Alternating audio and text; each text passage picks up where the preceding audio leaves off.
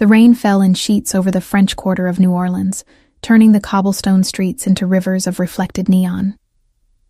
It was past 2 in the morning, and Vincenzo Moretti stood under the crimson awning of Ristorante Bella Notte, buttoning his Tom Ford suit jacket with the precision of a man who left nothing to chance. Behind him, through the foggy windows, the restaurant still glowed warmly, candles flickering on white tablecloths, the remnants of a business dinner that had just secured him a 7-figure deal with a shipping magnate from Genoa. Vincenzo never celebrated. Success was expected, not surprising. He adjusted his Patek Philippe watch, noted the time, and gestured subtly to his driver, who stood by the black Maserati Quattroporte parked directly in front of the entrance. The street was empty except for shadows, and the occasional gust of wind carrying the scent of magnolia and fried beignets from a nearby cafe that had closed hours ago. Vincenzo Moretti was not a man people approached lightly. At 32, he commanded the Moretti family operations in the Gulf South, with an iron grip wrapped in Italian silk. His slicked back hair never fell out of place, even in humidity that made lesser men wilt. His tailored charcoal suit hugged a physique sculpted by early morning boxing sessions, and a diet monitored with the same ruthlessness he applied to his business dealings. A gold chain lay flat against his collarbone, barely visible beneath his crisp white shirt, and on his right hand, a diamond-encrusted signet ring caught the light with every movement. On his left forearm, partially hidden by his sleeve, the tip of an intricate tattoo, a crowned lion, peeked out, a reminder of the family crest he bore both in ink and in blood. People who worked for him never made eye contact unless invited. People who crossed him rarely made it to trial. He descended the 3 marble steps from the restaurant entrance, his leather Berluti shoes clicking against the wet stone with the rhythm of a metronome. His 2 bodyguards flanked him instantly, hands inside their jackets, eyes scanning the street. The rain intensified, drumming against the awning like impatient fingers. Vincenzo hated rain. It blurred vision, muffled sound, created opportunities for mistakes. He quickened his pace toward the car, where his driver already had the rear door half open, waiting. And then she appeared. From the shadows beside a closed boutique, a figure rose unsteadily. A woman, drenched to the bone, her clothes hanging off her thin frame like rags. Her hair, darkened by rain, clung to her face in tangled strands, and her bare feet left small puddles with each step. She moved directly into Vincenzo's path, her arms wrapped around herself, shaking violently from cold or fear or both. His guards reacted immediately, stepping forward, hands emerging with weapons half drawn. "Don't enter the car," she said, her voice cutting through the rain with unexpected clarity. "It's wired. It'll explode if you start it." Vincenzo stopped. His guards didn't. One grabbed her arm roughly, ready to haul her away, but Vincenzo raised a single finger, a gesture so slight it might have been mistaken for adjusting his cufflink, and both men froze instantly. He looked at her then. Really looked. Most people who approached him on the street wanted money, drugs, or had been sent to deliver a message with a bullet. But her eyes, green, startling against the grime on her face, held something different.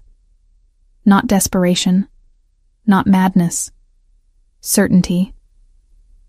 "Say that again," Vincenzo said quietly, his Italian accent adding weight to each word.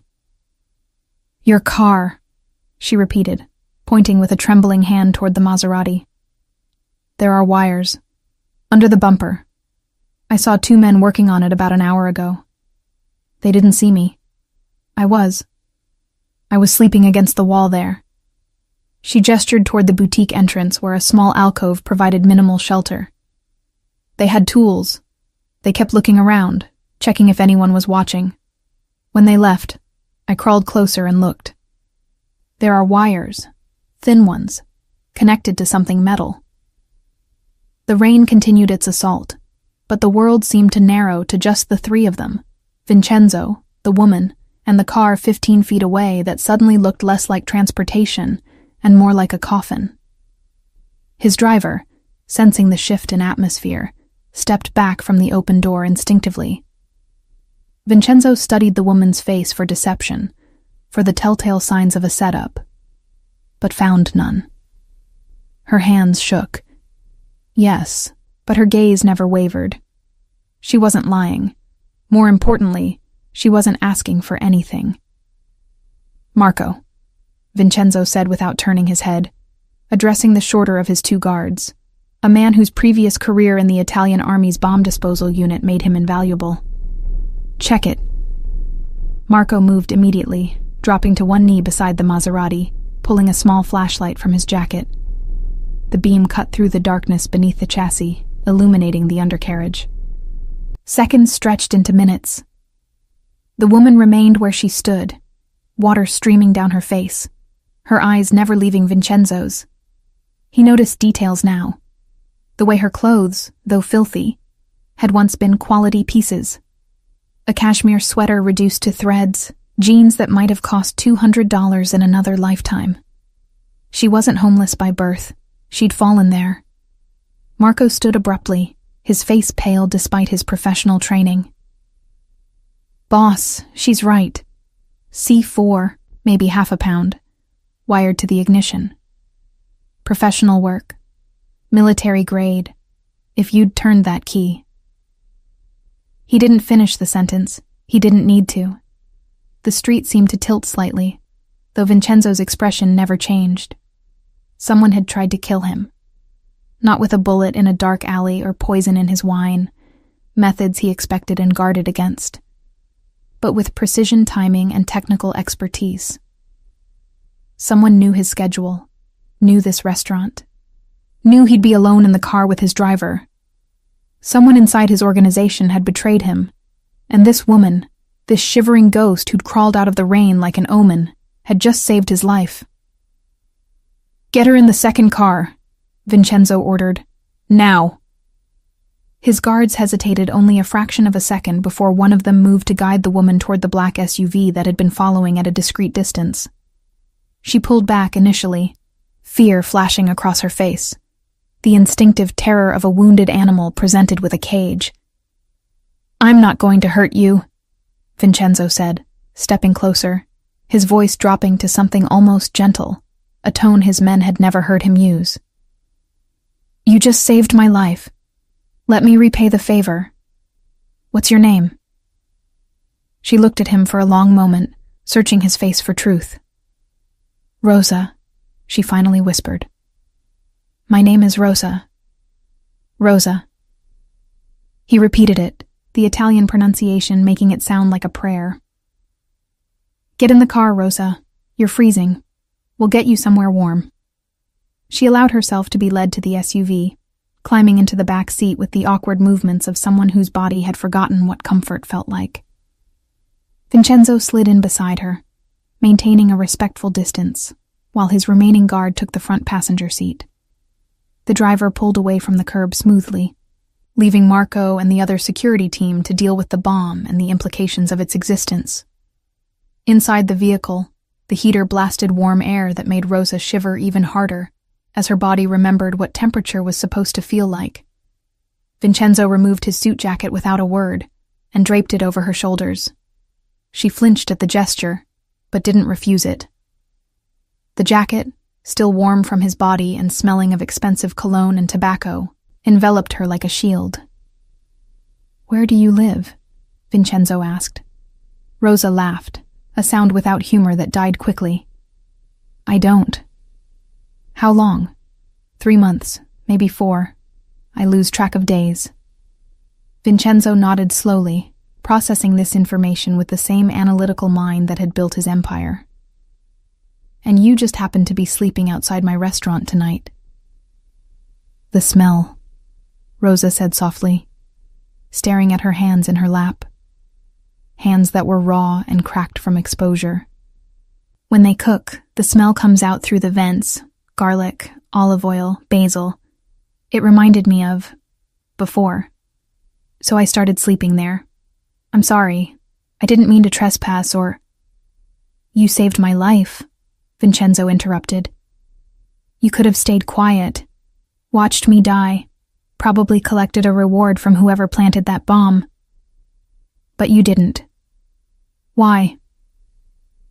Rosa finally looked at him, and in the dim light of the car's interior, Vincenzo saw something that made him pause.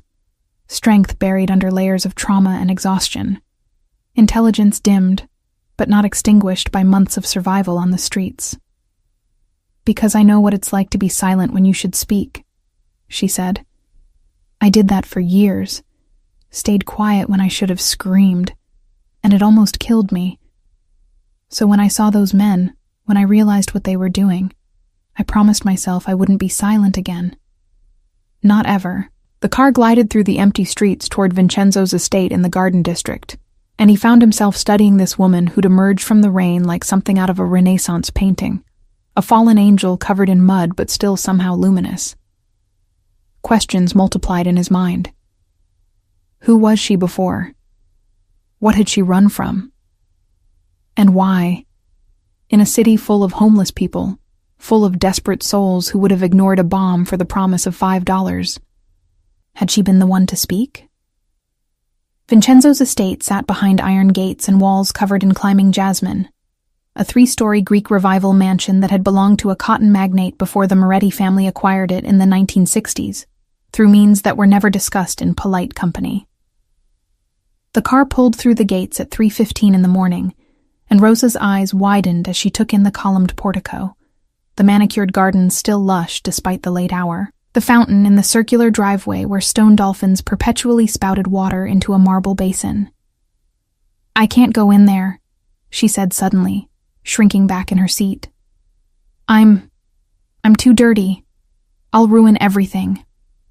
You'll ruin nothing, Vincenzo replied, already stepping out of the car and gesturing for her to follow. Come. Inside, the mansion smelled of beeswax polish and old money, all crystal chandeliers and parquet floors that gleamed like mirrors. A housekeeper appeared from somewhere in the depths of the house. Mrs. Chen, a Taiwanese woman in her 60s who'd worked for the Morettis for 20 years, and had seen enough to remain unflappable when her employer arrived before dawn with a bedraggled woman wearing his jacket. Prepare the blue guest room, Vincenzo instructed. Draw a bath. Find clothes. He glanced at Rosa, assessing her size with the same precision he used for everything. Size 4, I think. And food. Something warm but not heavy. Soup, bread, tea. Mrs. Chen nodded once and disappeared up the curved staircase. Vincenzo turned to Rosa, who stood dripping on his marble floor, looking like she might bolt at any second. Go with Mrs. Chen. Clean up. Eat. We'll talk after you've rested. I don't need... Rosa began. Yes, you do, Vincenzo interrupted gently but firmly. And so do I. Someone tried to kill me tonight, Rosa. I need to make phone calls. I need to find out who. But first, I need to know you're taken care of. Because you gave me something invaluable tonight. Time. Time I wouldn't have had if that car had exploded. So please, let me return the favor. Something in his tone, not commanding but genuinely requesting, made Rosa nod. She followed Mrs. Chen up the stairs, casting one last glance back at Vincenzo, who stood in his foyer watching her go, his expression unreadable.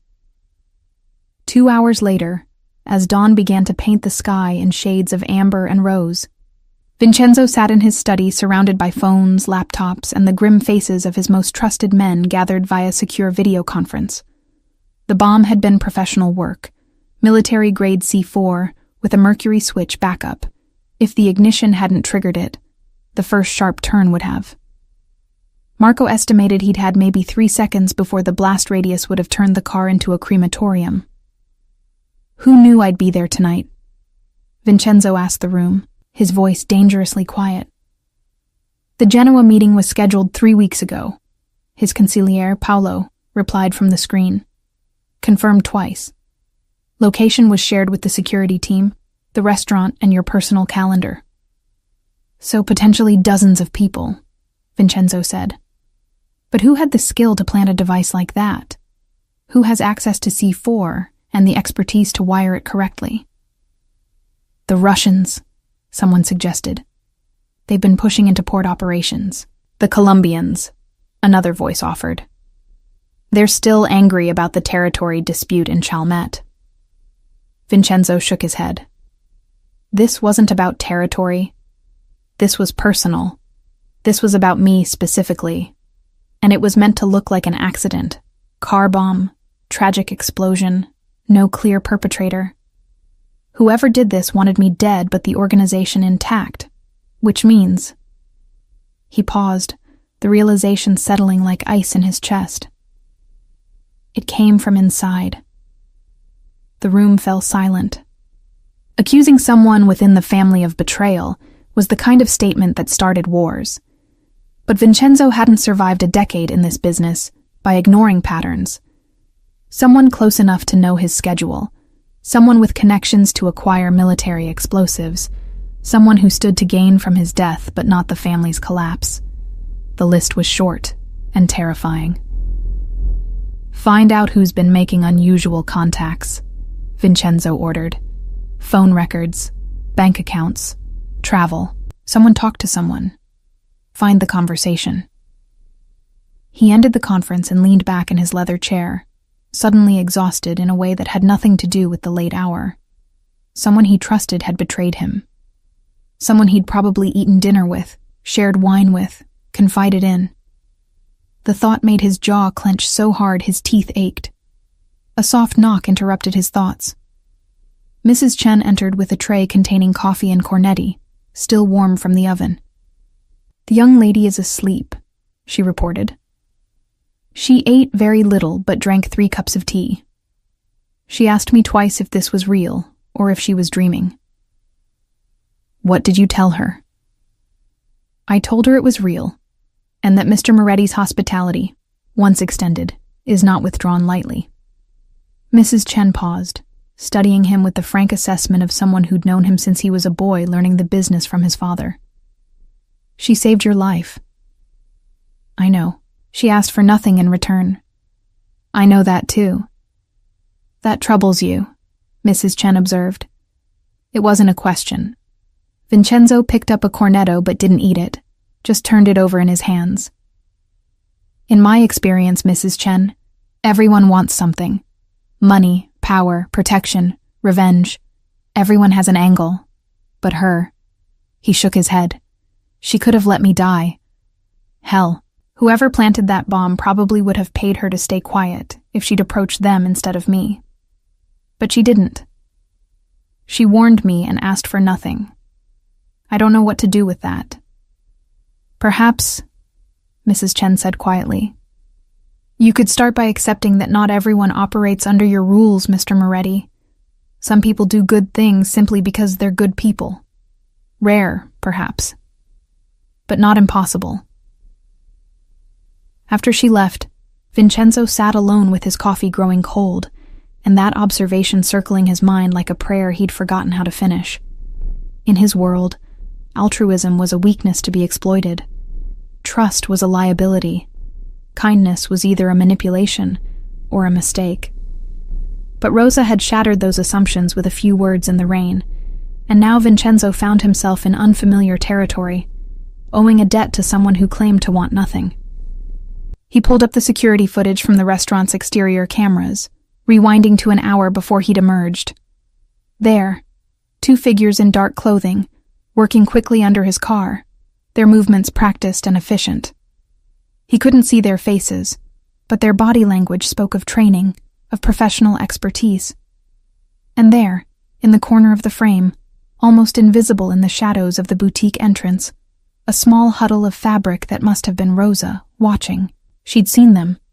She'd had time to walk away, to pretend ignorance, to save herself from any potential complications. Instead, she'd chosen to step into the path of a man whose reputation should have terrified her, to deliver a warning that could have gotten her killed if he'd been less patient, if his guards had been more trigger-happy, if the world had been slightly less aligned in her favor. Courage, Vincenzo thought, or maybe just exhaustion with staying silent. Either way, it had saved his life. At 9 in the morning, Rosa emerged from the guest room wearing clothes Mrs. Chen had procured. Simple jeans, a soft gray sweater, socks that actually fit. Her hair, now clean, fell in damp waves to her shoulders, revealing a face that was striking beneath the remnants of bruises that spoke of violence in her past. She stood uncertainly in the doorway of the dining room, where Vincenzo sat with his second espresso, reading reports on his tablet. "Good morning," he said, gesturing to the chair across from him. "Hungry?" Yes, but I should go. You've been too kind already, and I don't want to impose." "Sit, Rosa." Not a command, but not quite a request either. She sat. Mrs. Chen materialized with a plate, eggs, toast, fruit, nothing overwhelming but substantial. Rosa ate slowly, carefully, like someone who'd forgotten the luxury of chewing food properly. Vincenzo watched her without staring, noting the way her hands trembled slightly, the way her eyes kept darting to the exits as if calculating escape routes. "Tell me about before," he said finally. Rosa set down her fork. "Before what?" "Before the streets. You weren't always homeless. Your accent, your manners, even the way you hold a fork. You had another life." "What happened?" For a moment, he thought she might refuse to answer. But then she took a breath, and the words came slowly, like water from a long-sealed well. "I was married. To a man who seemed perfect at first, successful, charming, attentive. By the time I realized what he really was, I was already trapped, isolated from friends, from family. He controlled everything, where I went, what I wore, who I spoke to, and when I didn't obey perfectly."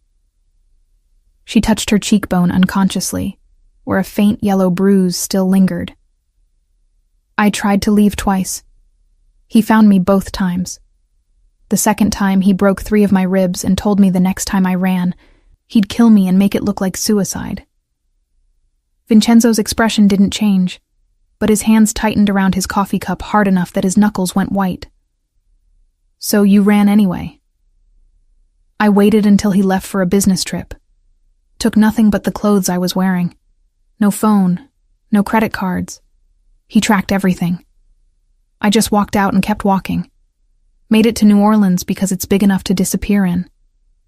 I had some money I'd hidden over 2 years, emergency cash. It ran out after 6 weeks. After that..." She shrugged. "The streets.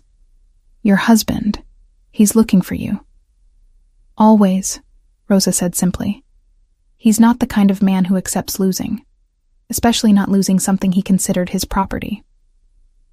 Vincenzo nodded slowly, processing this information with the tactical mind that had made him feared and respected in equal measure. A woman running from domestic violence, intelligent enough to cover her tracks, but not connected enough to access the resources that would keep her truly safe. She'd traded a prison with walls for a prison without them, and both had nearly killed her. "What did you study?" he asked suddenly. Rosa blinked at the change of subject. "What?"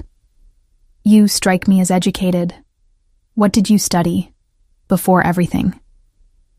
"Economics," she answered quietly.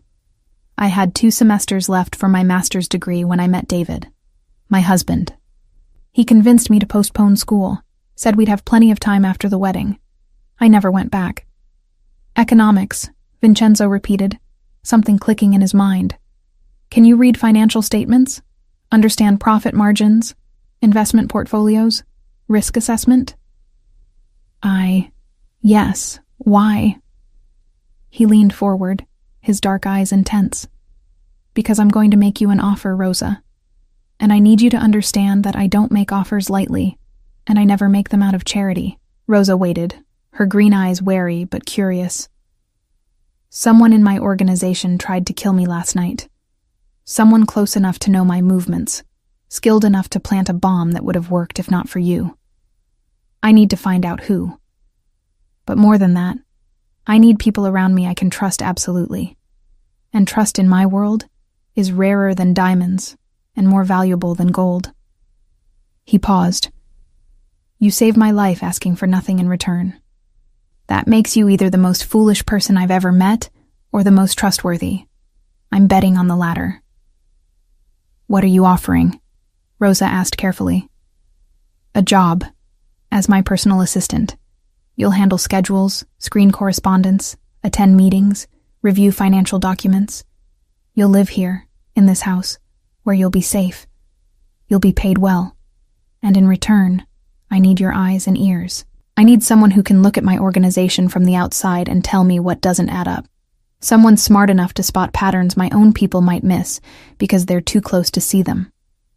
Rosa stared at him. You want me to spy for you. I want you to think for me, Vincenzo corrected. To be my second set of eyes. To question things I take for granted because I've been in this world too long. He leaned back, his expression softening slightly.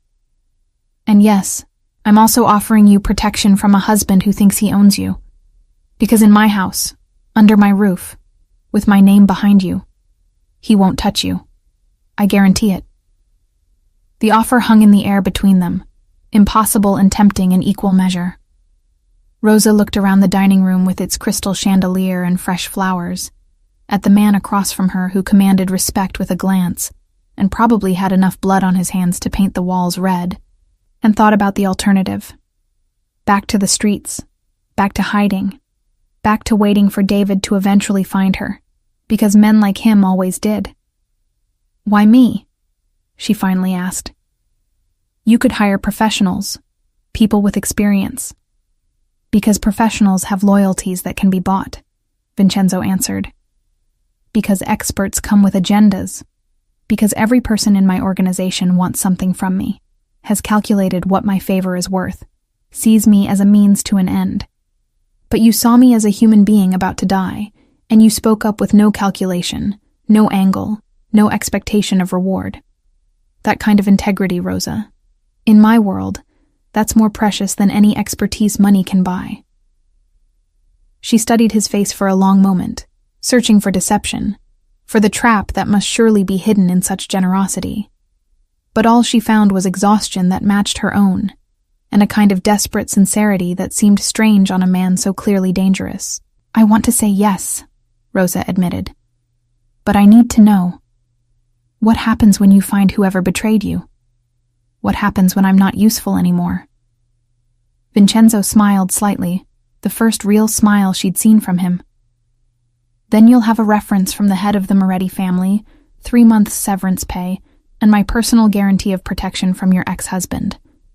Plus skills that will make you employable anywhere.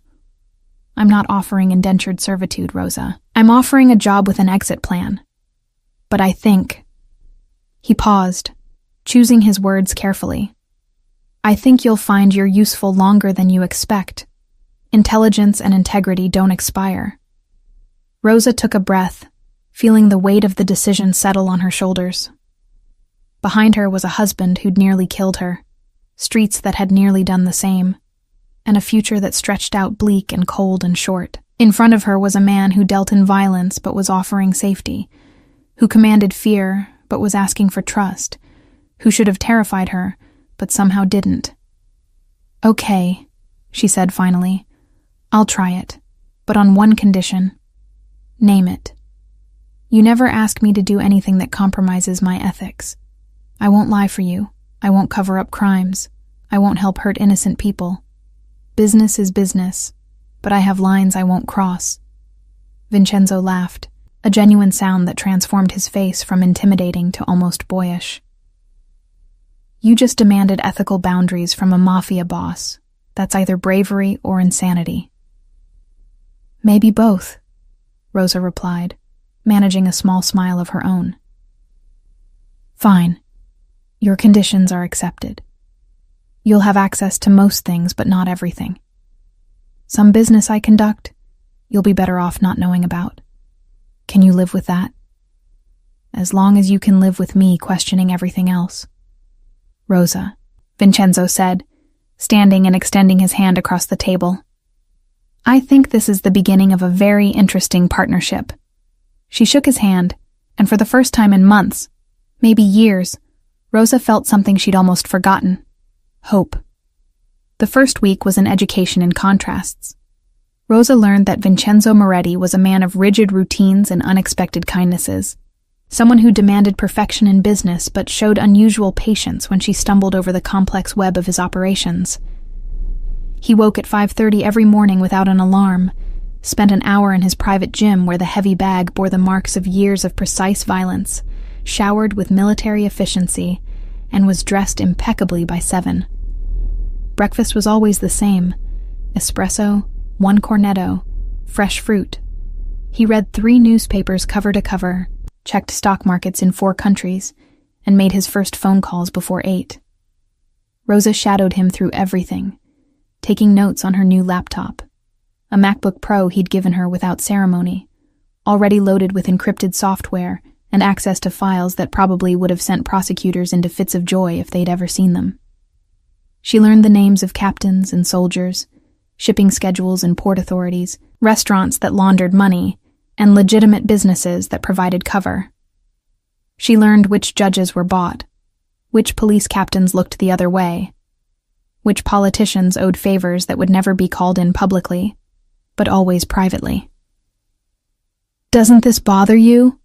she asked him one afternoon during their 3rd day, reviewing a spreadsheet that detailed protection payments from French Quarter businesses. They sat in his study, afternoon sun slanting through windows overlooking the garden, where a gardener trimmed roses with meditative precision. "Does what bother me?" Vincenzo replied without looking up from the contract he was reviewing. "All of this. The extortion, the violence, the corruption. You're a smart man. You could do anything legitimate and probably excel at it. Why this?" Now he did look up, his dark eyes studying her with an intensity that made her want to squirm. "You want the philosophical answer or the practical one?" "Both." He set down his pen, leaning back in his chair. "Practically, this is the family business.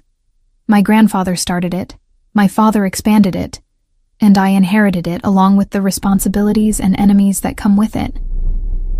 I could walk away, theoretically, but that would leave a power vacuum that would get a lot of people killed and destroy everything 3 generations built. Not exactly an honorable exit, and philosophically." "Philosophically?" He smiled without humor. "I don't pretend I'm a good man, Rosa. I know exactly what I am. But I also know that the world isn't divided into saints and sinners as cleanly as people want to believe. The restaurants I extort get security that actually works, protection from gangs that would do much worse, insurance that their businesses won't burn down mysteriously. The drugs I move, they're going to be sold anyway. At least my product is clean and not cut with fentanyl that kills teenagers. The politicians I influence, they'd be corrupt with or without me, but my money keeps them focused on issues that actually matter to this city instead of just lining their own pockets." "That's rationalization," Rosa said quietly. "Yes," Vincenzo agreed. "But it's rationalization built on truth. I'm not saying I'm righteous. I'm saying I'm realistic. And the question isn't whether I'm better than a civilian. I'm not. The question is whether I'm better than whoever would take my place if I left. And the answer to that, Rosa, is definitely yes." She absorbed this, turning it over in her mind. It was the logic of the lesser evil, the pragmatic ethics of someone who decided that because perfection was impossible, intentional imperfection was acceptable. She should have been more disturbed by it. Instead, she found herself understanding it, which disturbed her more. "What about murder?" she asked. "What about it? Have you killed people?" Vincenzo was quiet for a long moment. "Yes. Not many, and never without cause. But yes." "What's cause to you?" "Betrayal, direct threats to family, protection of innocence when law enforcement couldn't or wouldn't act." He met her gaze steadily. "I'm not a serial killer, Rosa. I don't enjoy violence, but I live in a world where violence is sometimes the only language that's understood. When a Colombian crew kidnapped the daughter of one of my restaurant owners and demanded ransom, the police told him to pay. I didn't. I found where they were keeping her, and I made sure they'd never take another child. Was that murder? Legally, yes. Morally. He shrugged. You tell me. Rosa looked away, out the window where the gardener had moved on to pruning the jasmine. I don't know, she admitted. That's the only honest answer, Vincenzo replied. The day you're certain about these things is the day you've stopped thinking clearly. Doubt, Rosa. That's what keeps us human. The moment I'm certain I'm right about everything is the moment I've become the kind of monster I'm trying to avoid being. In that moment, Rosa understood something crucial about Vincenzo Moretti. He was dangerous precisely because he was self-aware. He knew his flaws, acknowledged his sins, and operated within an ethical framework that was twisted, but internally consistent. He wasn't a sociopath. Sociopaths didn't question themselves. He was something more complicated, a man who'd chosen a dark path, but still carried a compass, even if it pointed to a different north than most people's. I'm going to need help with this, Rosa said, gesturing to the spreadsheet. Some of these accounts don't make sense.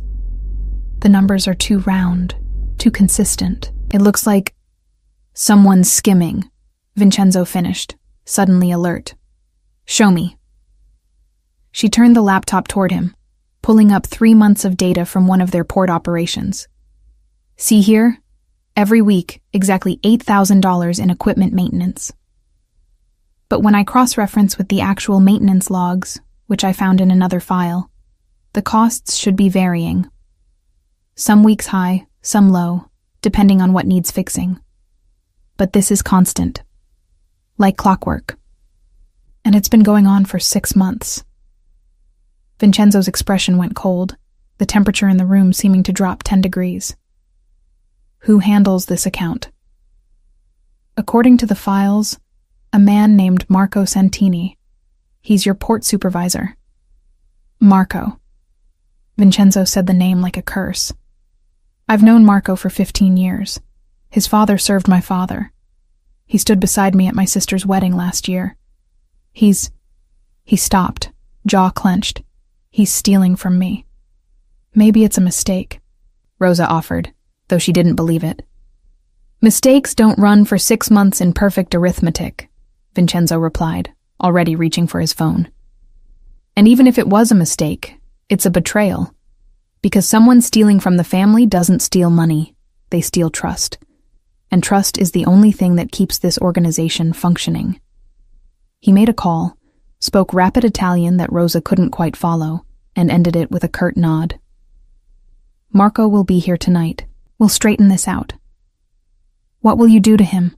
Rosa asked, suddenly afraid for a man she'd never met. Vincenzo looked at her, and for a moment his expression softened. I'll find out the truth first. If he's guilty, he'll face consequences. But I don't punish without certainty, Rosa. That's one of my rules. Due process, even in our world, matters. That evening, Rosa retreated to her room while Vincenzo conducted his meeting in the study. She didn't want to hear it, didn't want to know what consequences meant in concrete terms. She sat by her window, watching the garden lights come on as twilight fell, and wondered if accepting this job had been the biggest mistake of her life, or the smartest decision. The truth was probably somewhere in between. Around 10, there was a soft knock on her door. Mrs. Chen entered with tea and a concerned expression. The meeting is over. Mr. Moretti asked if you'd join him in the study. Rosa's stomach knotted, but she followed, descending the stairs to find Vincenzo alone, pouring himself a generous measure of whiskey. He looked exhausted, older than his 32 years. Is he dead? Rosa asked bluntly. What? No. Vincenzo looked genuinely shocked. Christ, Rosa, what do you think I am? I don't know, she answered honestly. That's what scares me. He laughed bitterly and gestured for her to sit. Marco confessed. He's been skimming for 8 months, not 6. Almost 200,000 total. His daughter has leukemia. Treatments aren't covered by insurance. He was desperate, tried to cover it with loans, got in deep with some very bad people. Instead of coming to me, he decided to steal. What happens now? He repays what he can, works off the rest. I'm covering his daughter's treatment directly. She'll get the best care money can buy. And he's demoted from port supervisor to inventory management. Lower pay, less responsibility, but he keeps his job and his life. Vincenzo took a long drink. Because you were right earlier. I'm not a monster. I'm just a man trying to maintain order in a chaotic world. Marco made a mistake, but he made it for the right reasons. That deserves mercy. Rosa sat down slowly, her perception of this man shifting again. You're paying for his daughter's treatment. I am. That's not what I expected. I know. Vincenzo met her eyes. But this is what you signed up for. Rosa. Complexity. Contradictions. A world where the same man who would kill to protect his family will also bankrupt himself to save a child he's never met. If you want simple morality, good versus evil, heroes and villains, you're in the wrong house. I'm starting to realize that, Rosa said softly. Over the following weeks, she settled into a rhythm. Mornings were devoted to reviewing financial documents, afternoons to attending meetings where she took meticulous notes, evenings to debriefing with Vincenzo over dinner, a ritual he'd instituted without explanation, but which she'd come to value.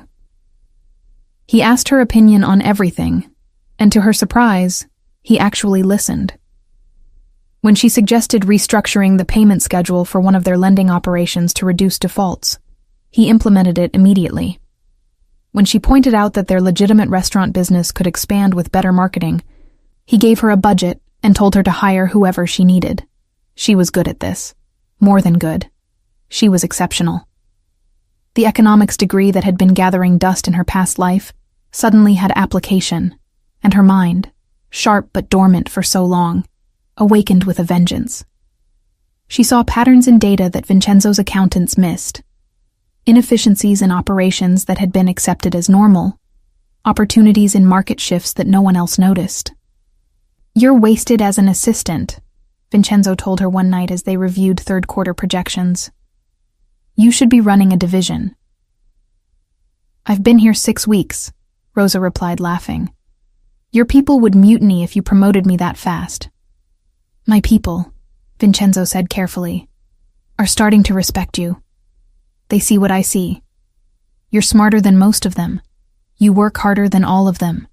And you don't have the baggage of family politics clouding your judgment. I also don't have the experience of knowing when someone's lying, who to trust, how to handle the violence when it comes. Vincenzo, I'm good at spreadsheets and strategy. But this world you operate in, the actual dangerous parts, I'd be dead in a week on my own. He considered this, swirling wine in his glass. Then we complement each other. I handle the dangerous parts. You handle the thinking parts. Is that what we're doing? Complementing each other? Among other things, he said, and something in his tone made her look up sharply. The air between them had changed recently, shifted from professional courtesy to something more complex. She'd catch him watching her sometimes when he thought she wasn't paying attention, his expression unguarded and oddly vulnerable. And she found herself noticing things about him she shouldn't. The way his jaw tightened when he was angry but trying not to show it. How his accent thickened when he was tired. The surprising gentleness of his hands when he handed her documents, or pulled out her chair at dinner. Among other things, Rosa repeated softly. Vincenzo set down his glass and leaned forward, his dark eyes intense. Rosa, I need to say something, and I need you to hear it without panicking or reading too much into it. Her heart rate kicked up. Okay. I haven't been this comfortable around another person in a decade, maybe ever. You walk into a room and I breathe easier. You question my decisions, and instead of feeling challenged, I feel seen, understood. Like maybe I'm not just the monster everyone assumes I am. He paused. I'm not asking for anything. I'm not pressuring you. I'm certainly not stupid enough to think you'd want anything romantic with a man like me, especially after what you've been through. I just needed you to know that you've become important to me. More important than I probably should allow. Rosa sat very still, processing this confession that should have terrified her, but somehow didn't. You're right that I'm not ready for anything romantic. Maybe I never will be again. David, he broke something in me. Trust, maybe. Or the ability to see men as anything other than potential threats. I understand. But, she continued softly, you're also wrong about something. You're not a monster. You're complicated, morally gray, sometimes frighteningly capable of violence. But you're also loyal, surprisingly kind, and honest in ways that most good men aren't. You don't pretend to be better than you are, but you also don't pretend to be worse. And that honesty? She smiled slightly. That's rarer than you think. So where does that leave us? Vincenzo asked. As partners, Rosa said firmly. As friends, maybe, if that's even possible given the circumstances. And as two people who see each other clearly and choose to stay anyway. That's already more than most people have. More than most people have, Vincenzo agreed, raising his glass. To seeing clearly, then. To seeing clearly, Rosa echoed, touching her glass to his. Outside, night had fully fallen, and somewhere in the city, Vincenzo's enemies were plotting their next move. Somewhere, Rosa's ex-husband was still searching for her, still believing she belonged to him, still representing the past she'd fled. But in this study, in this moment, with wine and honesty, and the strange comfort of being truly understood, both of them felt something they hadn't experienced in years. Safe. 2 months into Rosa's employment, the first real test came not from external enemies, but from within Vincenzo's own family. His cousin, Antonio Moretti, arrived from Sicily unannounced, a bull of a man with his father's bad temper and his mother's worse judgment. He'd been managing European operations for the family, but had apparently decided American opportunities looked more profitable. Rosa was in the study reviewing contracts when Antonio burst in without knocking, followed by 2 of his own guards and an apologetic-looking household staff member who'd clearly tried to stop him. Vincenzo, who'd been on a conference call, ended it abruptly and stood, his body language shifting from relaxed to predatory in an instant. "Tonio," he said coolly, "I didn't know you were coming." "That's because I didn't tell you," Antonio replied in heavily accented English, his eyes sliding past Vincenzo to Rosa with undisguised curiosity and something uglier. "I heard my cousin has a new pet. Wanted to see for myself." Rosa felt the insult like a slap, but kept her expression neutral, continuing to type as if she hadn't heard. She'd learned from watching Vincenzo that the worst thing you could do with bullies was show they'd gotten to you. "Rosa is my personal assistant," Vincenzo said, his tone dropping to something dangerous. "And you'll speak about her respectfully, or leave my house immediately." "Personal assistant," Antonio laughed, the sound unpleasant. "Is that what we're calling them now? Cenzo, you always were too soft, bringing strays into the family business, giving them access to sensitive information. It's weakness. Father would be ashamed." "Our father," Vincenzo corrected, his accent sharpening, "taught me to value loyalty and intelligence over bloodline and tradition. Rosa has both. You, cousin, are testing my patience, which you have significantly less of." Rosa closed her laptop carefully, recognizing the signs of an impending explosion. She stood, ready to excuse herself, but Antonio moved to block her path, looming over her with practiced intimidation. Up close, she could smell alcohol and cologne, see the meanness in his eyes that came from a lifetime of getting away with cruelty because of his last name.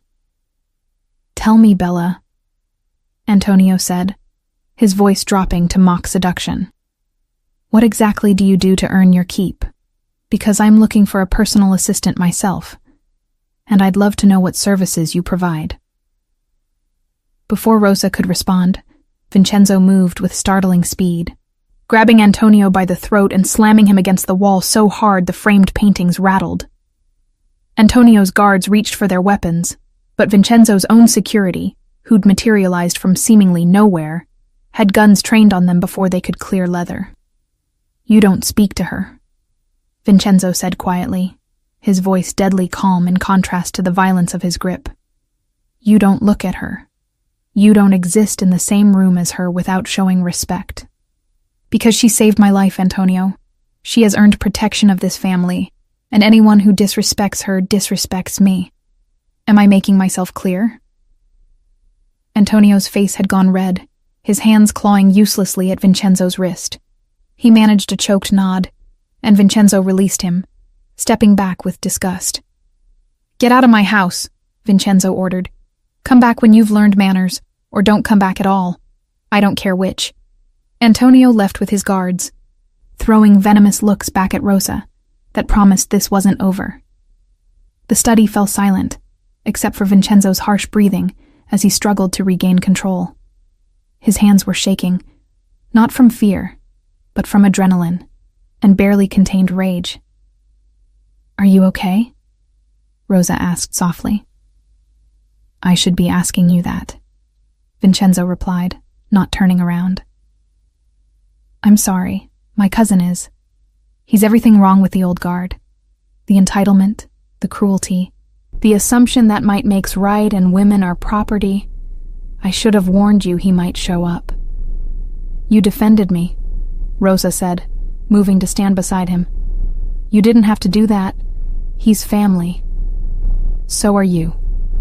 Vincenzo finally looked at her, and the intensity in his gaze made her breath catch. "Maybe not by blood, but by choice, which counts for more. You're under my protection, Rosa. Anyone who threatens you threatens me. Antonio just learned that lesson. He won't be the last." Rosa felt something shift in her chest, a wall she'd carefully maintained starting to crack. This man, this dangerous, complicated man, had just physically attacked his own cousin for insulting her, had put her safety and dignity above family politics, had called her family. "Thank you," she managed. "Don't thank me for basic human decency," Vincenzo said, but his expression softened. "Though I suppose in my world basic decency is revolutionary." The incident with Antonio had unexpected consequences. Word spread through the organization that Vincenzo had physically confronted family for Rosa's honor, and rather than creating resentment, it earned her a kind of grudging respect. The men who'd been skeptical of her presence stopped making sideways comments. The captains who'd questioned her suggestions started listening more carefully. Even Paolo, Vincenzo's consigliere, who'd been coolly professional at best, began including her in strategic conversations. "You've changed him," Paolo told her one afternoon when Vincenzo was meeting with suppliers. They stood in the garden, where Paolo smoked his ever-present cigar, and Rosa pretended the smell didn't bother her. "I haven't changed anyone," Rosa protested. "He's the same man he always was." "No." Paolo shook his head. "Vincenzo has always been smart, ruthless when necessary, loyal to those who earned it. But he's also been cold, closed off. Since his father died, since he took over fully, he's been like a machine, efficient, but emotionless. You've reminded him he's human. That's not a small thing, Rosa." "What was his father like?" Rosa asked, curious about the man whose shadow still seemed to fall across Vincenzo's decisions. "Marcello Moretti was a great man and a terrible one. Paolo said carefully. He built an empire, commanded absolute loyalty, never showed weakness. He also never showed affection, never praised success, only punished failure, and expected his son to be a perfect soldier from childhood. Vincenzo worshipped him and feared him in equal measure. When Marcello died, heart attack, very sudden, Vincenzo was 27 and suddenly responsible for everything. He spent the last 5 years proving he's worthy of his father's legacy. But he's also spent those years becoming more and more like him. Isolated, untrusting, seeing people as tools rather than humans. Until now, Rosa said softly. Until you, Paolo agreed. You argue with him. You question his decisions. You treat him like a person rather than a position. And instead of being angry, he thrives on it. It's like watching someone remember how to breathe after holding their breath for 5 years. Rosa absorbed this, understanding Vincenzo better now. The rigidity wasn't just about control. It was about survival. He'd learned from his father that showing emotion was weakness. That trust was liability. That leadership meant loneliness. And then she'd stumbled into his life with her questions and her honesty and her refusal to treat him like a king, and somehow that had cracked something open. I'm not trying to change him, Rosa said finally. I'm just being myself, which is probably stupid in this world, but it's all I know how to be. It's exactly what this world needs, Paolo replied, and it's exactly what he needs. Don't stop, Rosa, even when it gets difficult. Especially then. It did get difficult. 3 months in, Rosa discovered evidence of a conspiracy that went higher than anyone had suspected. She'd been reviewing communications between various operations, looking for patterns that might explain the bomb attempt, when she noticed something odd. Several of Vincenzo's captains had been making trips to Atlanta on the same weekends. Not together, but separately, with spacing that seemed deliberately coordinated to avoid attention. Cross-referencing with financial records, she found matching withdrawals from personal accounts, always in cash, always on those weekend trips. She brought it to Vincenzo late one night, after everyone else had gone home. He listened to her presentation, his face growing increasingly grim. Atlanta is Genovese territory, he said finally. If my people are meeting with them without my knowledge. It's a coup, Rosa finished, or preparation for one. Vincenzo stood, paced to the window, his reflection ghostly in the dark glass. How many captains? 4 that I can confirm. Possibly 2 more, but their patterns are less clear. 4. He laughed without humor. A third of my command structure. Not just betrayal, Rosa. Organized betrayal. They've been planning this for months. What will you do? He was quiet for a long time. I need proof before I can act. Accusations without evidence will fracture the organization even if I'm right. Can you get it? Maybe. If I can access their personal communications, their actual meeting locations, their financial connections to the Genovese family. But that would require... She hesitated. Require what? Require me to become a spy. Really become one. Not just analyzing data, but actively gathering intelligence, potentially putting myself at risk. Vincenzo, I'm an economist, not an operative. I don't know how to do this without getting caught. Then I'll teach you, he said, turning to face her. If you're willing. But Rosa, you need to understand. This crosses a line. Right now, you're staff, an assistant. If you do this, if you help me root out betrayal at this level, you become something else. You become family and truth, with all the protection and danger that entails. There's no going back from this. Rosa thought about it for exactly 3 seconds. Teach me. Over the next 2 weeks, Vincenzo introduced Rosa to the darker skills of his world. He taught her how to copy data from phones without leaving traces, how to place audio surveillance devices in offices and cars, how to follow people without being noticed, how to lie convincingly under interrogation. She learned to pick locks, to disable security cameras temporarily, to read people's body language for signs of deception. Paolo joined some sessions, teaching her the art of social engineering, how to manipulate people into revealing information they'd never willingly share. "You're a natural," Paolo told her, after she successfully extracted meeting details from one of the suspected captains by pretending she'd overheard a conversation and was just trying to confirm what gift to buy him for his wife. "Most people have tells when they're lying. You don't." "I spent 2 years lying to everyone about being happy in my marriage," Rosa replied flatly. "I got good at hiding truth out of necessity."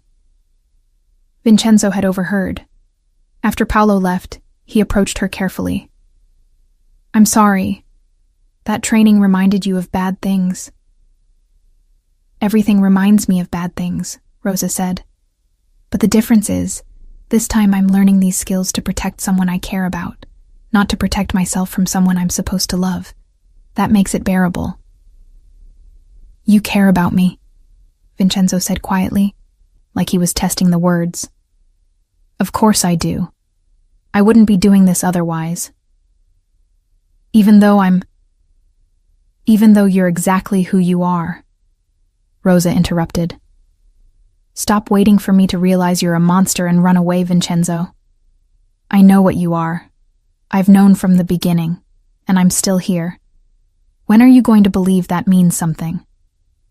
He stepped closer, close enough that she could feel his warmth, smell his cologne, and the faint scent of whiskey on his breath.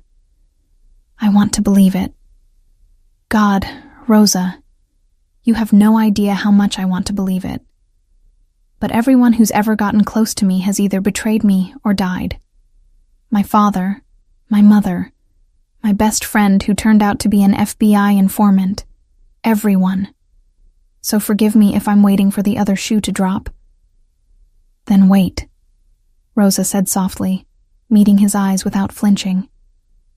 "But while you're waiting, maybe also consider that I'm not everyone. I'm just me, and I'm too stubborn to die, and too loyal to betray. Those are facts, Vincenzo. You're good with facts. Start believing in this one." For a moment, she thought he might kiss her. He swayed forward slightly, his gaze dropping to her lips, his hand lifting as if to touch her face. But then he stepped back, the moment passing like water through fingers.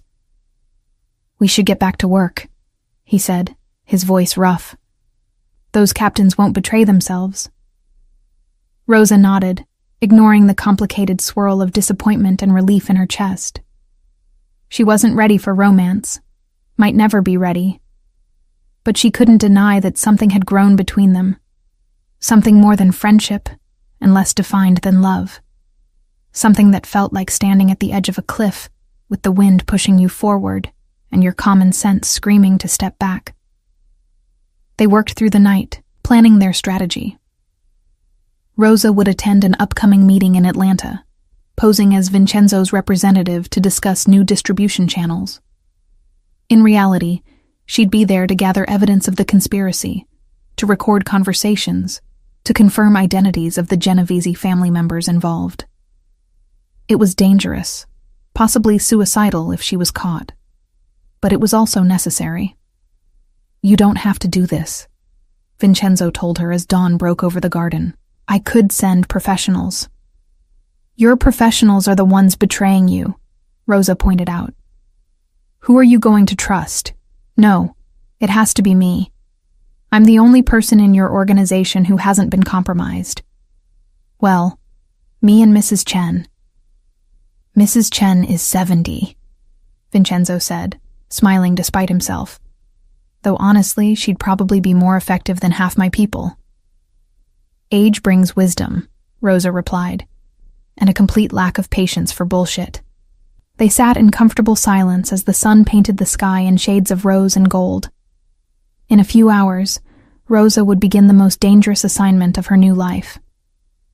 But for now, in this moment, with coffee growing cold and Vincenzo's solid presence beside her, She felt oddly peaceful.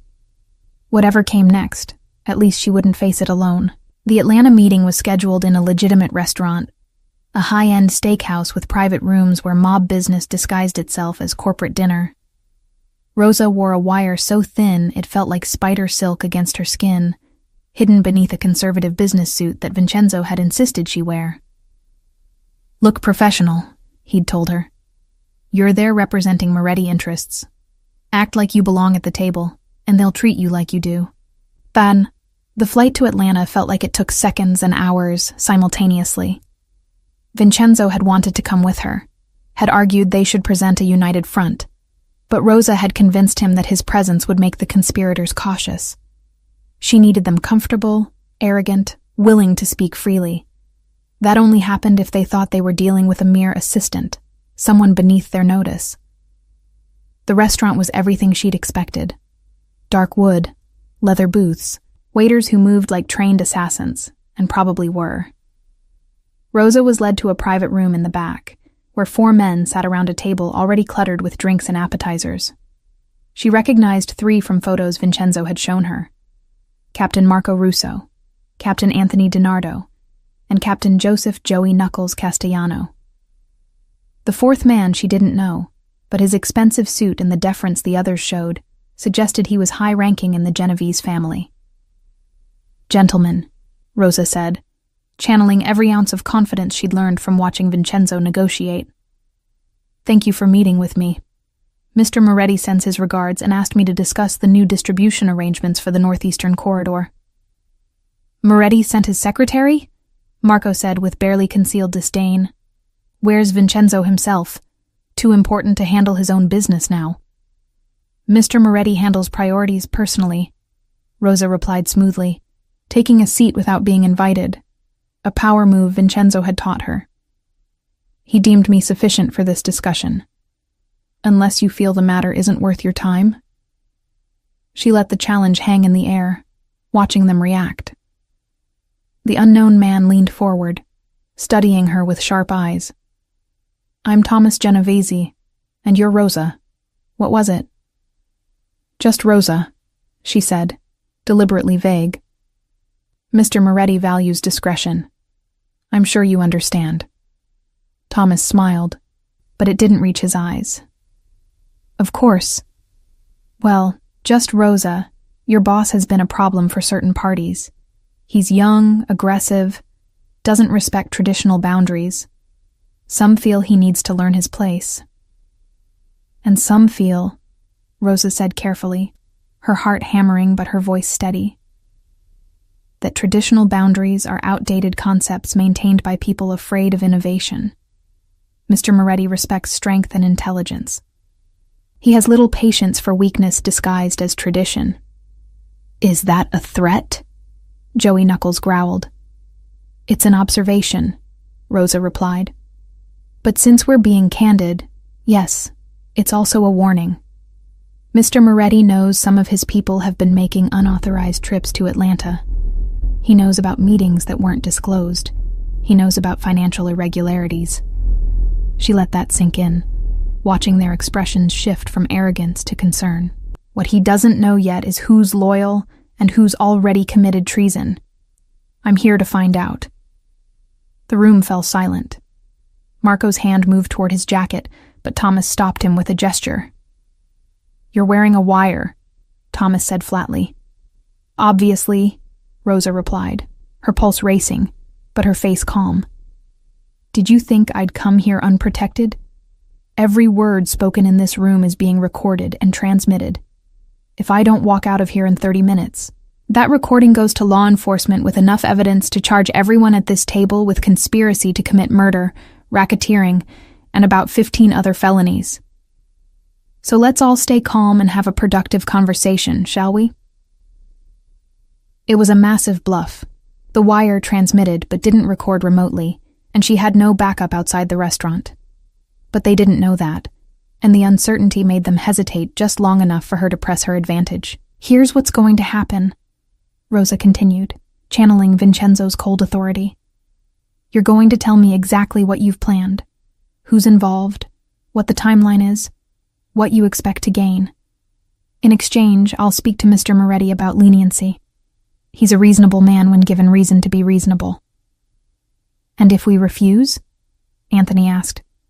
Then we do this the hard way, and nobody wins. Vincenzo survives because he's been prepared for betrayal since the day he took power. You all end up dead or in prison. The Genovese family loses valuable alliances and faces retaliation. Is that really preferable to negotiation? Thomas studied her for a long moment, then surprised her by laughing. You've got balls, Rosa. I'll give you that. Walking in here, admitting you're wired, threatening us in our own territory, that's either incredibly brave or incredibly stupid. Can't it be both? Rosa replied, managing a slight smile. That broke the tension. Thomas leaned back, making a decision. Fine. We talk.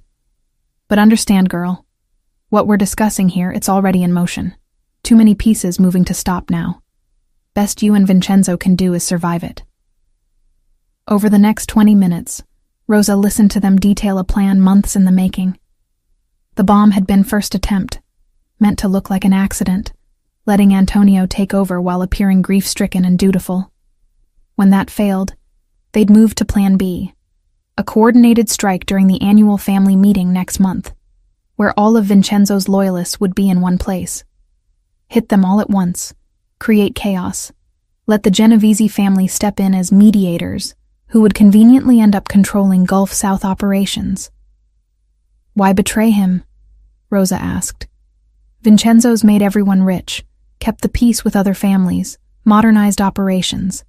What more do you want? Respect, Marco spat. We've been in this life since before he was born, taking orders from a kid who thinks he's smarter than everyone. His father knew how to lead, with fear, with strength. Vincenzo leads with spreadsheets and strategy meetings. It's weak. It's evolution, Rosa corrected. The world changed. Vincenzo changed with it. Your dinosaur's angry that mammals are taking over, and you know how that story ends. By the time she left the restaurant, her legs were shaking so badly she could barely walk to the waiting car. But she'd gotten everything. Names, dates, locations, enough to dismantle the conspiracy completely. The Wire had recorded every word, every confession, every detail they'd been arrogant enough to share. The driver took her straight to the airport where Vincenzo's private plane waited. She collapsed into the leather seat, adrenaline finally crashing, leaving her exhausted and slightly nauseous. Her phone rang. Vincenzo, who'd been listening to the transmission in real time. Are you okay? His voice was tight with controlled panic. I'm fine. I got it all. Everything you need. You could have been killed. When you told them about the Wire, when you bluffed about backup. Jesus Christ, Rosa. I nearly had a heart attack. But it worked. It worked because you're either brilliant or insane, and I haven't decided which. He paused. I'm proud of you. And terrified. But mostly proud. Save the pride for after we survive this, Rosa said, closing her eyes. They're planning a massacre, Vincenzo. At the family meeting. Everyone you trust. Everyone loyal to you. They want to kill them all at once. Then we'll be ready, Vincenzo said, his voice hardening into something deadly. They think I'm weak because I use strategy instead of muscle? Time to show them strategy backed by muscle is unstoppable. Get home safely, Rosa. We have work to do. The next 3 weeks were a carefully orchestrated performance. Vincenzo acted as if nothing was wrong, proceeding with preparations for the annual family meeting while secretly planning a counterstrike. He fed false information to the conspirators through channels he knew were compromised, letting them think their plan remained secret. Meanwhile, he brought in loyalists from other cities, positioned law enforcement allies to be strategically absent when needed, and prepared contingencies for every possible scenario. Rosa worked alongside him through 18-hour days, barely sleeping, living on espresso and nervous energy. They mapped out every detail of what would happen, who would be where, how to contain violence while still making a definitive statement that betrayal would not be tolerated. "Are you going to kill them?" Rosa asked one night, too tired to dance around the question. "The conspirators?" "Yes," Vincenzo said without hesitation. "Not all at once, not in public. But yes, they plan to murder dozens of people, Rosa. There's no coming back from that." "And the Genovese family?" "Thomas Genovese will receive a message, a clear one. After tonight, they'll understand that Gulf South operations remain Moretti territory, and any future attempts to interfere will result in war they can't win." "You sound certain." "I am certain," Vincenzo replied. "Because I have something they don't. I have you. Your intelligence, your courage, your ability to see patterns they missed. You've given me an advantage, Rosa, one I intend to use completely." The night of the family meeting, Rosa dressed in black, practical, elegant, easy to move in. Vincenzo gave her a gun, a small 9mm that fit in her purse. "Just in case," he said. "Do you remember how to use it?" "Point and shoot," Rosa replied, trying to sound confident, despite never having fired a weapon outside the range where he'd trained her. "Though I really hope it doesn't come to that." "So do I," Vincenzo said. Then, unexpected, he pulled her into a brief, fierce hug. "Whatever happens tonight, thank you. For trusting me, for helping me, for being exactly who you are."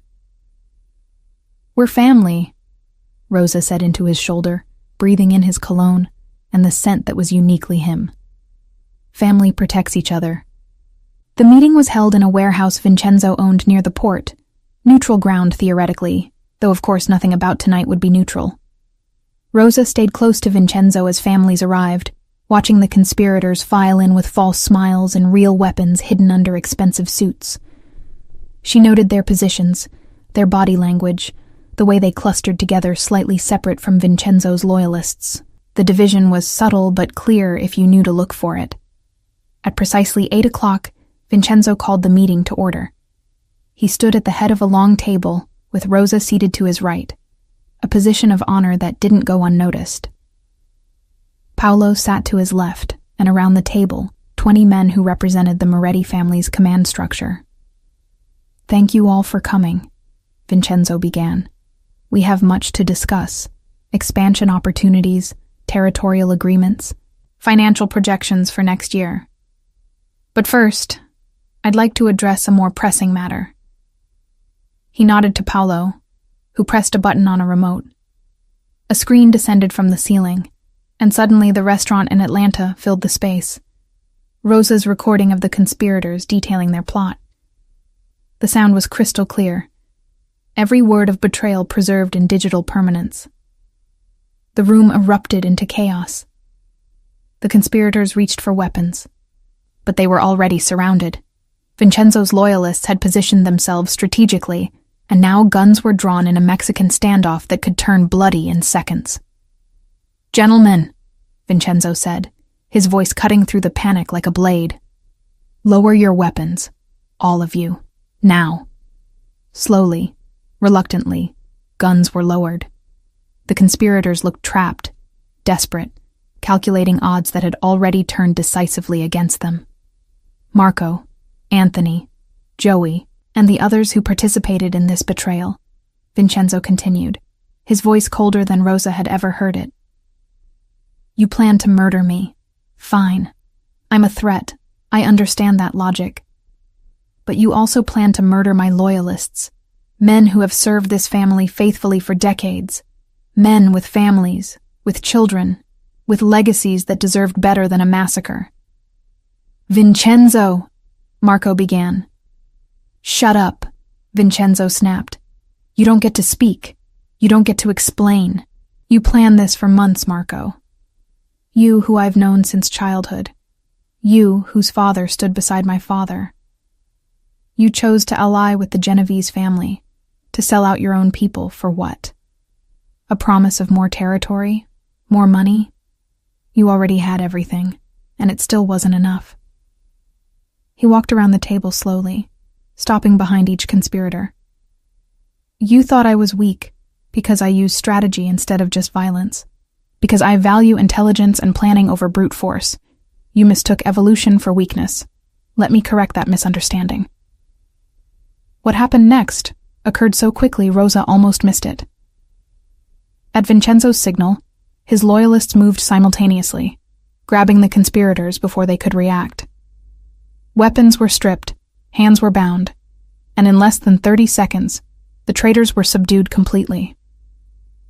Here's what's going to happen, Vincenzo said, his voice calm again. The calm of absolute control. You'll be held until I decide appropriate consequences. Your families will be protected, but not compensated. They'll learn the truth of what you did, and they'll understand why. Your positions will be filled by men who understand loyalty isn't conditional. And Thomas Genovese will receive a message that any future attempts to interfere with Moretti operations will result in consequences he won't survive. He looked around at the remaining men. His loyalists, the ones who'd stood firm. As for the rest of you, understand this.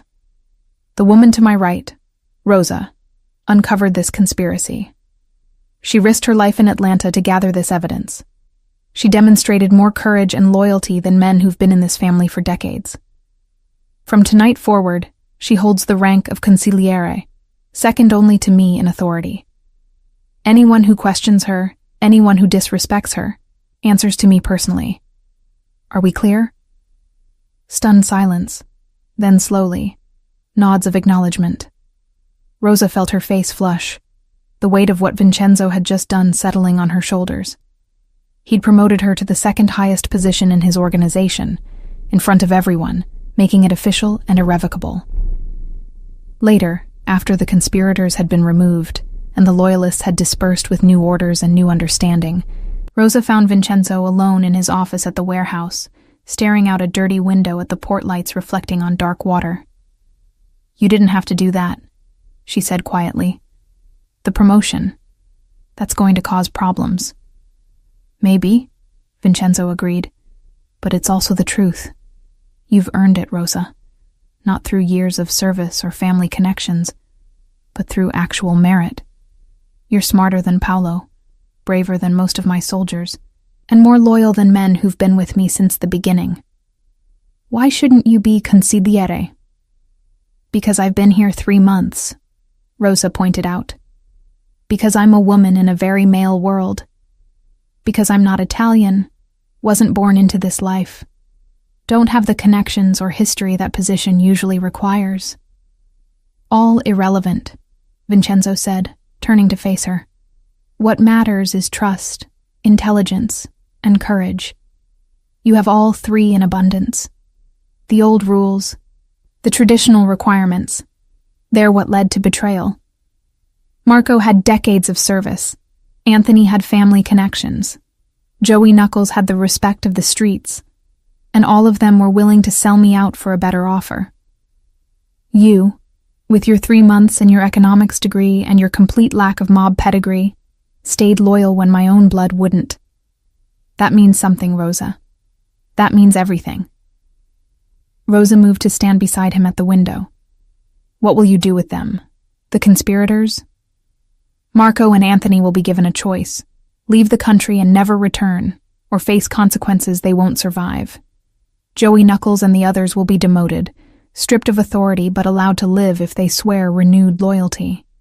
Thomas Genovese will receive the recording along with a message that the next Genovese family member who interferes with Moretti operations will be returned in pieces. That's surprisingly merciful, Rosa observed. I learned from you, Vincenzo said softly. You've shown me there's strength in mercy, that violence should be the last resort, not the first response. Marco's daughter still has leukemia. Killing him doesn't help her. Exiling him at least gives his family a chance at a life somewhere else. Is it soft? Maybe. But maybe soft isn't the same as weak. Rosa felt her throat tighten with emotion she couldn't quite name. This man, who'd been raised to rule with an iron fist, was learning to open that fist slightly, to let mercy in alongside justice. And he credited her with teaching him that lesson. "What happens now?" she asked. "Now we rebuild," Vincenzo replied. "We fill the gaps left by betrayal with people we can trust. We strengthen our operations. We move forward. And you and I, Rosa, we continue doing what we've been doing, being partners, being family, being whatever this is that we're becoming." He turned to face her fully, and in the dim light of the office, Rosa saw vulnerability in his expression that he usually kept carefully hidden. "I meant what I said earlier. You've become essential to me. Not just professionally, though that's certainly true, but personally. You make me want to be better than I am. You make me believe that maybe I'm not just the monster everyone thinks I am. That's a gift, Rosa, one I never expected to receive." "You're not a monster," Rosa said firmly. "You're a man trying to do right in a world that often doesn't reward righteousness. You're complex and sometimes frightening and definitely dangerous, but you're also loyal, protective, surprisingly kind, and more honest than most good men I've known. I meant what I said earlier, too. We're family. And family means seeing each other clearly, and choosing to stay anyway." For a long moment, they stood there in comfortable silence, two people who'd found unexpected connection in circumstances that should have made any relationship impossible. Outside, the port continued its eternal work, ships arriving and departing, cargo being loaded and unloaded, the machinery of commerce grinding on, regardless of the human dramas playing out in its shadow. "Thank you," Vincenzo finally said, "for everything, for saving my life that first night, for staying when you could have left, for being brave in Atlanta, for standing beside me tonight. Just, thank you." "You're welcome," Rosa replied. "Though I should probably thank you too. You gave me safety when I had none, purpose when I'd lost all hope, and a place to belong when I thought I'd never have one again. That's not a small gift either." As they left the warehouse together, walking toward the car with Vincenzo's hand resting lightly on her back in an unconsciously protective gesture, Rosa realized something profound. She was happy. For the first time in years, possibly in her entire adult life, she was genuinely, deeply happy. Not because her circumstances were perfect.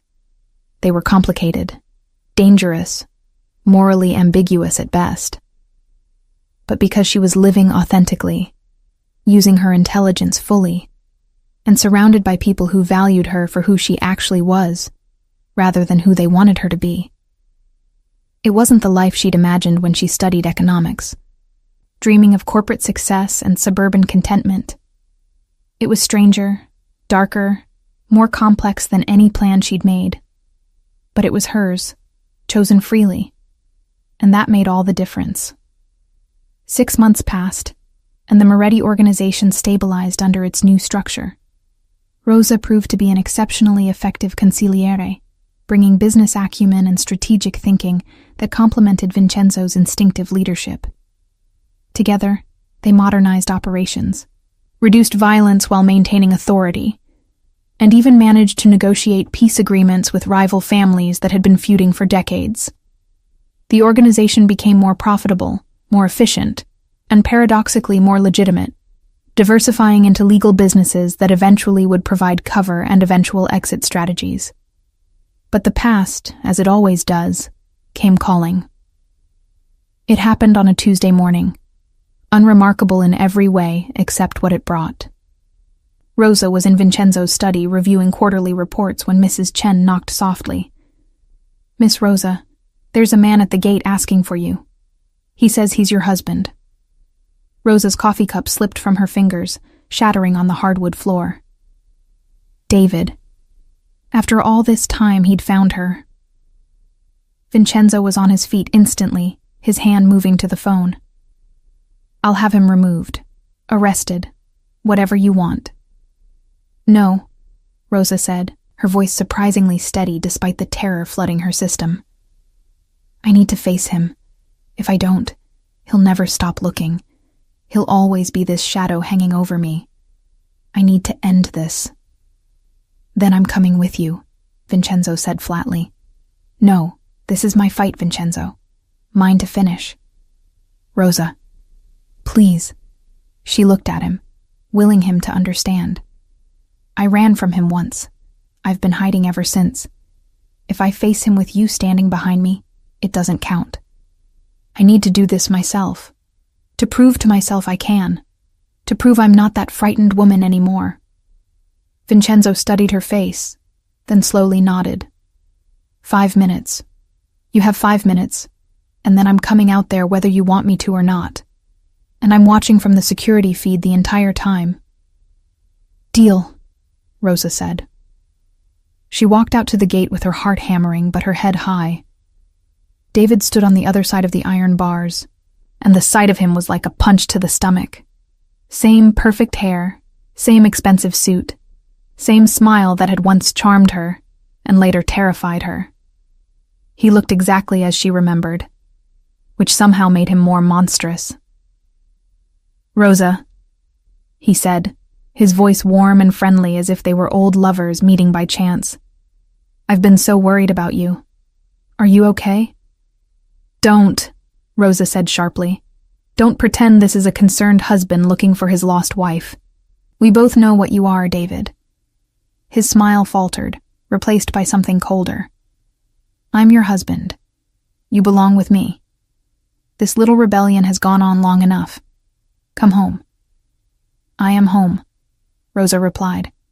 I found a new life, one where I'm respected, valued, safe. Things I never had with you. Safe? David laughed, gesturing at the mansion behind her. You're living with a mobster, Rosa. I know who Vincenzo Moretti is, what he does. You think that's safety? You've traded one prison for another.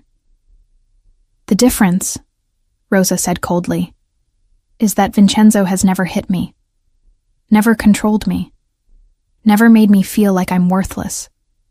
He values my intelligence, trusts my judgment, treats me like an equal. You did none of those things. You were my warden, David. Vincenzo is my partner. If you can't see the difference, that says everything about you and nothing about me. David's expression darkened, the mask slipping to reveal the rage beneath. You're coming home. Today. Right now. I don't care what delusions you've built up about this life. You're my wife, Rosa. Mine. And I'm not leaving without you. Yes, you are, Rosa said quietly. Because if you don't, I'll have you arrested for assault, for domestic violence, for stalking. I've documented everything, David. Every bruise, every threat, every moment of terror. I have evidence, witnesses, a paper trail that will destroy your reputation and put you in prison. The only reason you're not already behind bars is because I chose mercy. Don't make me regret that choice. You're bluffing, David said, but uncertainty crept into his voice. Try me, Rosa challenged. Stay here one more minute. Make one more threat. Give me a reason to make that call. I'm not the woman you married, David. That woman died the night you broke her ribs and told her she deserved it. The woman standing here now, she's stronger than you ever allowed her to be, and she's done being afraid of you. For a long moment, they stared at each other through the iron bars. The man who'd nearly destroyed her, and the woman who'd rebuilt herself from rubble. David seemed to see something in her eyes that convinced him she was serious, because his bravado crumbled slightly. This isn't over, he said, trying to save face. I'll contest the abandonment. I'll fight the divorce. I'll make your life hell. Do your worst, Rosa replied. I've survived actual hell, David. Whatever legal battle you want to wage, it's nothing compared to what I've already endured. And unlike you, I have resources now. Lawyers who make yours look like law school dropouts. Money that makes your trust fund look like pocket change. And most importantly, I have people who actually care about my well-being fighting beside me. You have nothing but ego and rage. It's not a fair fight. She turned to walk away, dismissing him with the gesture. "Rosa!" David called after her. "You can't do this. You can't just throw away our marriage." She stopped, looked back one last time. "I'm not throwing it away, David. You destroyed it years ago, with your fists and your cruelty, and your need to control everything. I'm just acknowledging what's been dead for a long time. Goodbye. Don't contact me again." She walked back to the house without looking back, her legs shaking but her spine straight. Behind her, she heard David shouting threats, making promises, doing everything except accepting the truth she'd just delivered. The security guards Vincenzo had positioned discreetly nearby moved to escort David from the property, making it clear he wasn't welcome. Inside, Vincenzo waited by the door, his expression tight with controlled concern. "Are you okay?" "I am," Rosa said, and realized she meant it. The terror she'd expected to feel in David's presence had been there. Yes, but muted, manageable. Because she wasn't alone anymore. Because she'd built a new life, found new strength, become someone David couldn't touch even when standing 3 feet away. "I'm really okay." "He threatened you," Vincenzo said, having heard every word through the security feed. "He made it clear he's not going to accept this peacefully." "Let him try," Rosa said. "File the divorce papers. Get the best lawyer money can buy. I'm done running, Vincenzo. I'm done being afraid. Whatever David wants to throw at me, I can handle it. We can handle it." Vincenzo pulled her into an embrace, and Rosa let herself lean into his solid warmth, drawing strength from his presence. "We'll handle it," he agreed. "Together. That's what family does." The divorce proceedings were ugly, exactly as expected. David fought everything, tried to claim abandonment, attempted to freeze her access to the money she'd earned working for Vincenzo. But Rosa's lawyers, the best mob money could retain, demolished every argument. They presented evidence of abuse, testimony from doctors who'd treated her injuries, psychological evaluations that detailed the trauma David had inflicted. They demonstrated that she'd left not out of malice but out of necessity, that her absence wasn't abandonment, but escape. Through it all, Vincenzo stood beside her, attending every hearing where his presence was appropriate, ensuring she had support even when the system seemed designed to re-victimize her. His reputation helped.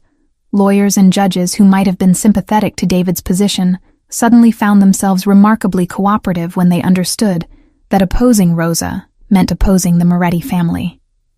8 months after filing, the divorce was finalized. Rosa was legally free, with a settlement that included everything she'd brought into the marriage plus compensation for pain and suffering.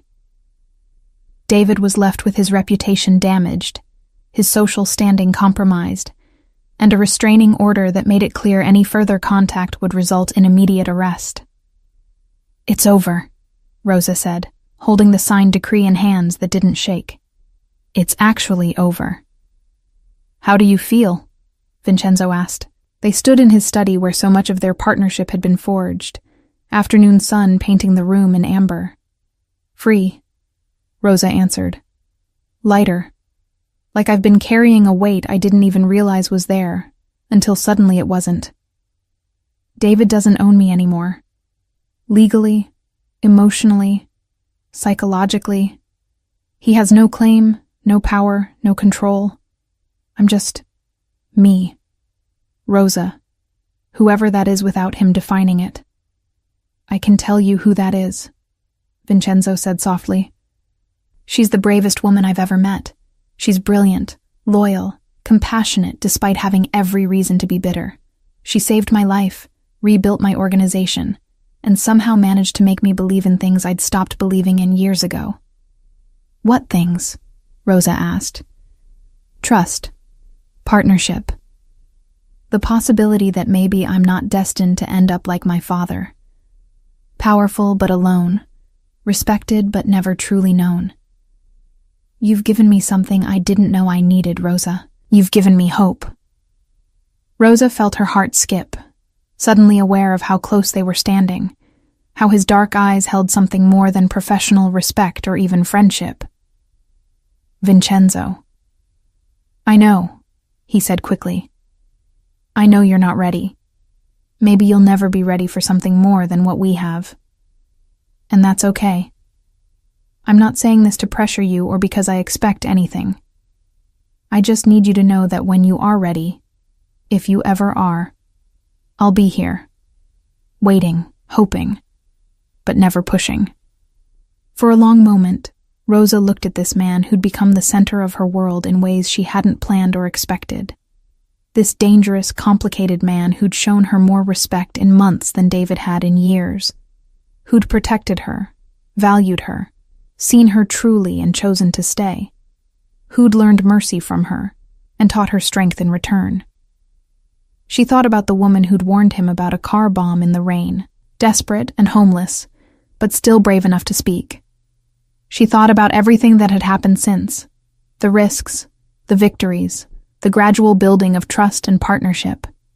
She thought about the future stretching ahead, uncertain, but no longer frightening. And she made a choice. Rosa stepped forward, closing the distance between them, and kissed Vincenzo Moretti for the first time. It was gentle, tentative, testing. His response was equally careful, his hands coming up to cup her face with a tenderness that seemed impossible from someone so accustomed to violence. When they finally broke apart, both breathing slightly harder, Vincenzo searched her face with wonder. Are you sure? I'm terrified, Rosa admitted. Trusting again, opening myself to that vulnerability.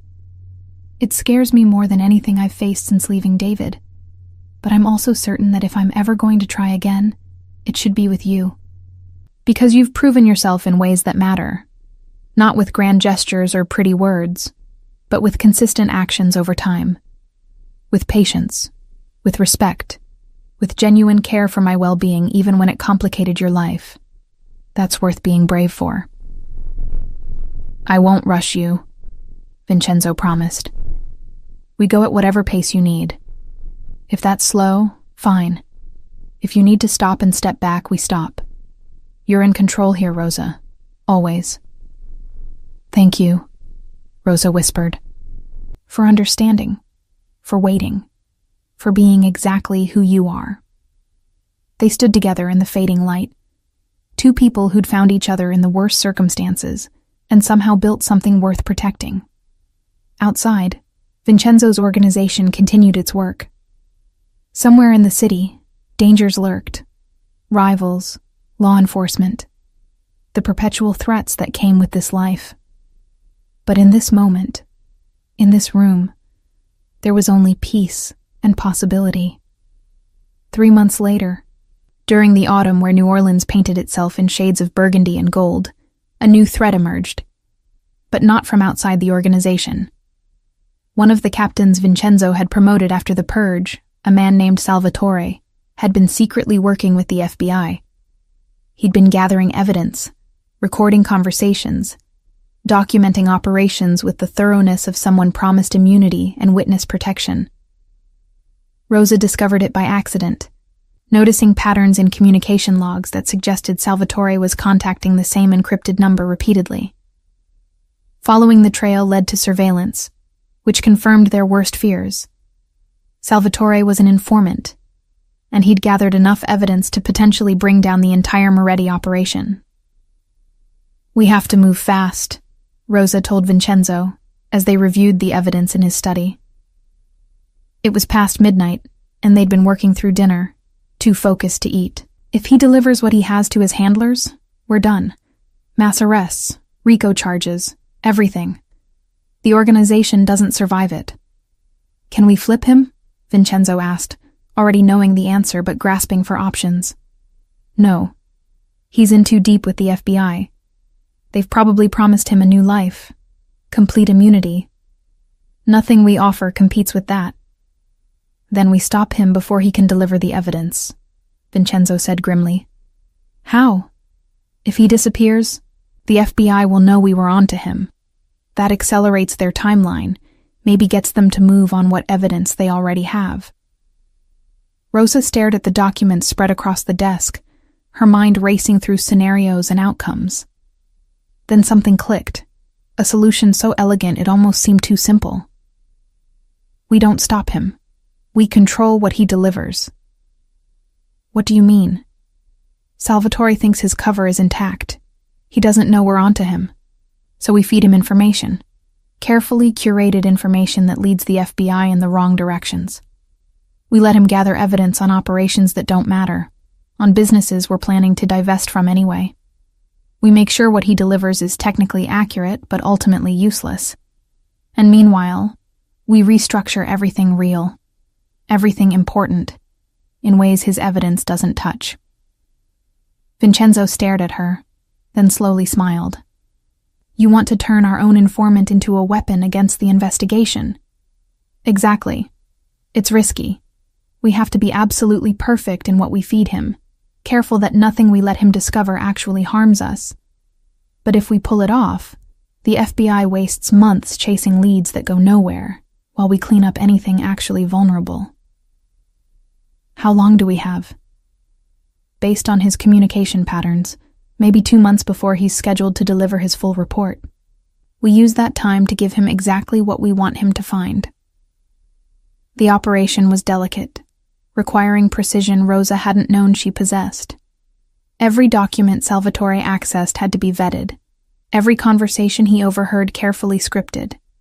They fed him evidence of operations that technically existed, but had minimal value, led him to believe key meetings were happening in locations they'd already planned to abandon, made him think he was documenting massive criminal enterprise when he was actually documenting something closer to aggressive but legal business practices.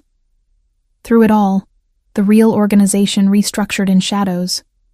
Legitimate businesses were fortified. Questionable operations were either legitimized or quietly shuttered. Financial structures were reorganized through lawyers who specialized in exactly these transformations. By the time Salvatore delivered his evidence, the Moretti family would be on paper dramatically less criminal than the FBI expected.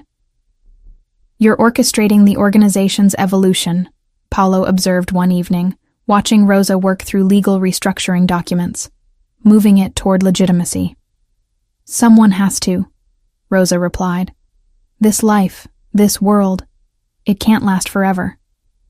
Law enforcement gets smarter. Technology makes secrets harder to keep. Society changes in ways that make old criminal models unsustainable. Either the family evolves or it dies. I prefer evolution. Vincenzo's father would have hated this, Paolo said, but he was smiling.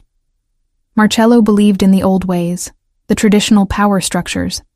He'd see what you're doing as betrayal of everything he built. Good thing he's not here then, Rosa replied. Vincenzo is not his father. He's better, smarter, more adaptable, willing to change when change is necessary. That's not weakness, Paolo. That's wisdom. When Salvatore finally delivered his evidence to the FBI, Rosa and Vincenzo watched the fallout from a safe distance. Federal agents raided properties, but found legitimate businesses operating legally. They arrested several low-level operators, who were immediately released when the evidence didn't support charges. They froze bank accounts. That turned out to contain legally earned money with clean paper trails. The investigation didn't collapse entirely, but it stalled, frustrating prosecutors who'd expected a major case. Salvatore, realizing he'd been compromised somehow, disappeared into witness protection with nothing to show for months of work, except testimony that couldn't prove much. We survived, Vincenzo said, watching news coverage of the failed investigation. Again, because of you. Because we're a good team, Rosa corrected. You provide the leadership and strategic vision. I provide the analytical approach and business acumen. Together, we're stronger than either of us alone. That's how partnerships work. Is that all we are? Vincenzo asked, turning to face her. Partners? They'd been carefully navigating their evolving relationship for months now, moving slowly, building trust, learning to be intimate after Rosa's trauma. It hadn't been easy. There were setbacks, moments where old fears resurfaced, Nights where she'd wake from nightmares of David and need Vincenzo's patient reassurance that she was safe. But there were also moments of surprising joy. Mornings waking up in his bed to coffee already made. Evenings where they'd abandon work to just talk, sharing stories of their pasts, dreams for their futures. Small touches that communicated affection. His hand on her back, her fingers straightening his collar, the casual intimacy of people who'd earned the right to each other's space. "No," Rosa said softly. "We're more than partners. We're family. We're friends. And She paused, finding courage. "We're falling in love. Or at least I am. With you. Despite every rational reason that should make it impossible." Vincenzo crossed the space between them, pulling her into his arms with the confidence of someone who'd learned her boundaries and how to respect them. "There's nothing rational about love, Rosa. It doesn't follow logic or reason. It just is. And what I feel for you, it's bigger than anything I've ever experienced. You've become essential to my life in ways that terrify and exhilarate me. I love you, completely, regardless of how complicated or unlikely that makes everything." "I love you too," Rosa whispered, and felt something break open in her chest. The last wall she'd maintained, the final protection against being hurt again. Loving him was a risk, was choosing vulnerability, was trusting that this time would be different. But after everything they'd survived together, after all the ways he'd proven himself, the risk felt worth taking. They stood together in Vincenzo's study, where their partnership had been forged and their relationship had grown. Outside, New Orleans continued its eternal dance. Crime and culture, beauty and danger, history and progress all mixed together in proportions that made the city unique. Inside, two people who should never have met, who came from incompatible worlds, who had every reason not to work together, held each other and contemplated a future that finally looked possible. "What happens next?" Rosa asked. "Next, we keep doing what we've been doing," Vincenzo replied. "Building something sustainable, transitioning the organization toward legitimate businesses, creating a legacy that isn't just about power and fear, but about actually contributing something positive. And we do it together, because that's the only way I want to do anything anymore." "Together," Rosa agreed. "Partners in business and life."